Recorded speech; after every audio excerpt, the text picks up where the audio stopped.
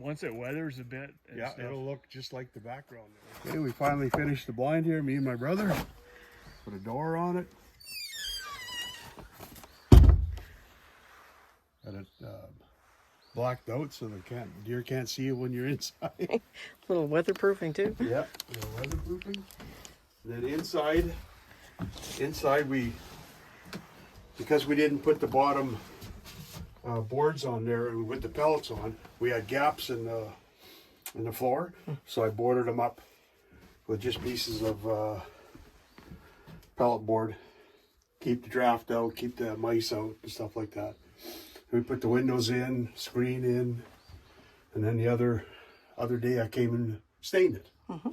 So it's ready to use. Alrighty.